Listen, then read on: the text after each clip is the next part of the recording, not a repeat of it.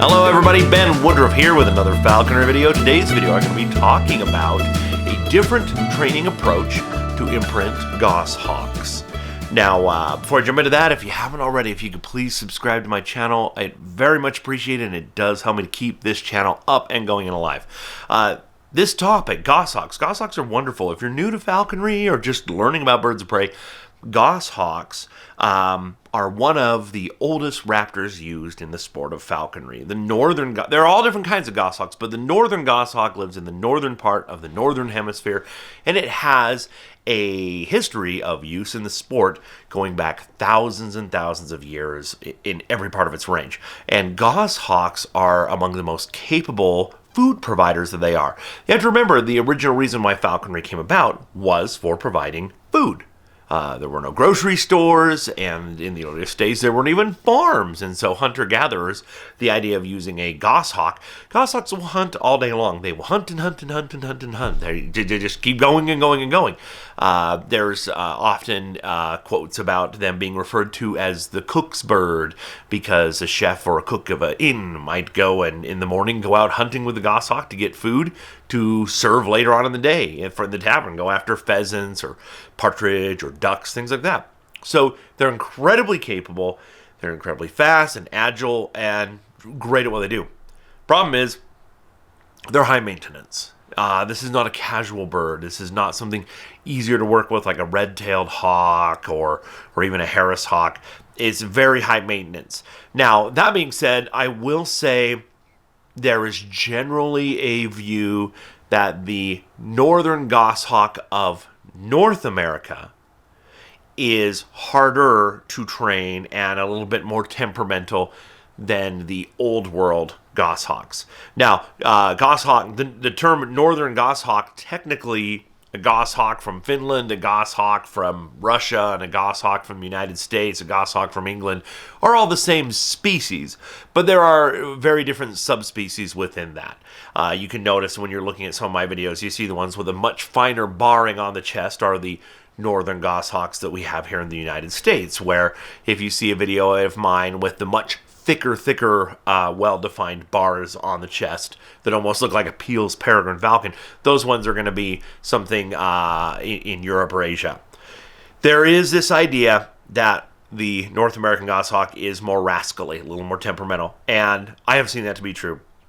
I have flown a few old world goshawks and hope to do more, and many goshawks from here in the States, and that is true. But still, there is a problem you run into with all of them, in that not only are they high maintenance and temperamental, but imprinting them can be tricky. It is not easy to do right, and if you do it wrong, they are very unforgiving, and that can be very aggressive.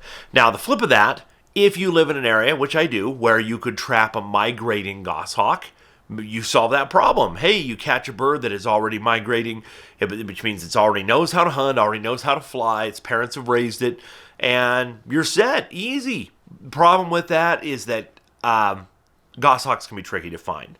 Now, if you know the right ridgetop at the right time of year, there's people out there who do it right, but a lot of people don't want to bank on that. So a lot of people will purchase a captive bred baby goshawk, or they will get a permit and pull one from the wild.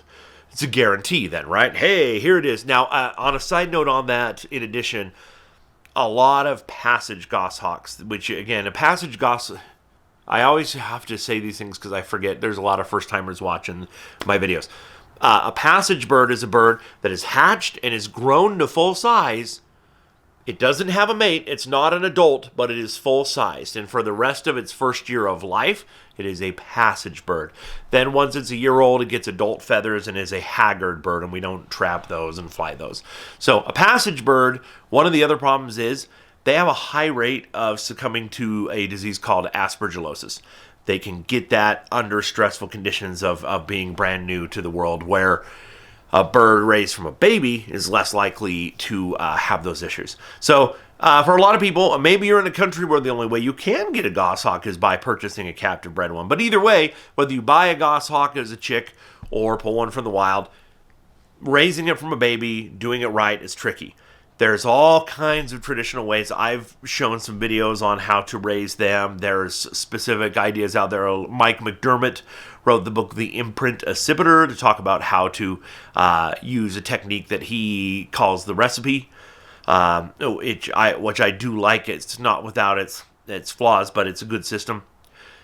But most of us who are raising a goshawk, we are trying to keep the aggression down, or as I always point out, have the aggression directed towards prey, and we're trying to keep them quiet.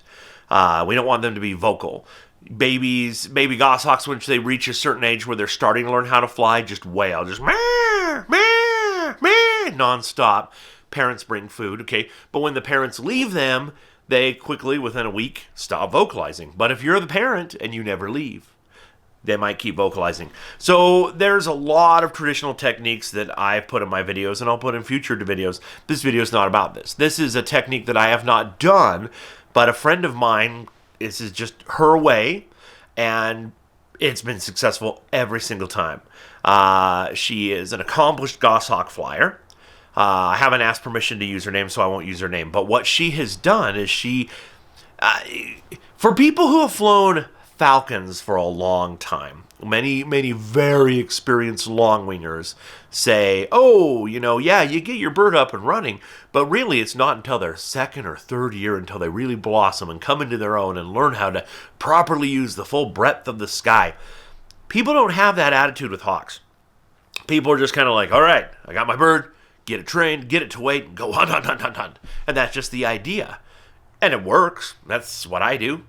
But what my friend does with goshawks is very different. And the first time I ever saw her do this with her first goshawk, I'm like, what are you doing?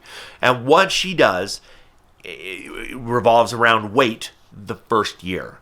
Now, in falconry, we manage the weight of the birds. If a bird's fat, you get rid of some of the weight, and then they're down here and then build muscle. Okay, you want them to be eager to hunt, eager to fly, and excited and keyed in. If they see something, okay, I'm going to go chase it. You don't want them just sitting there loafing around. You don't want that. Well, what she did is she would have them have the weight dropped, but only enough to where the response was slow. Her view was the big picture. She's like, I'm going to have this goshawk, and I want to have it for years and years and years and be a great hunting companion. And because of that, I'm willing to invest in the big picture, invest long term.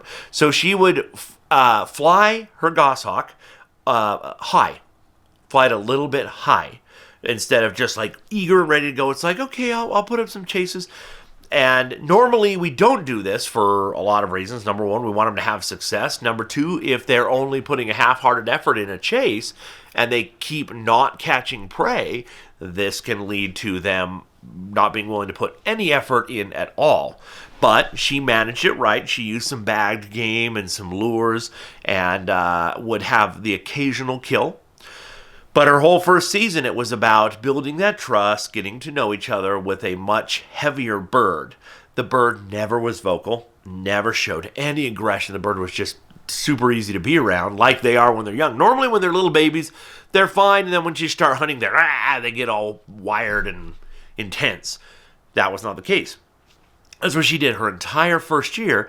And then the second year, then let the bird molt, fatten it up even more, grows new feathers, and then the next fall, when it's just a little over a year old, cut the weight down a little more than she had the first year, and the bird did great. The bird did absolutely wonderful, and would just hunt and hunt and hunt, never showed any aggression whatsoever, and was never vocal. It was incredible.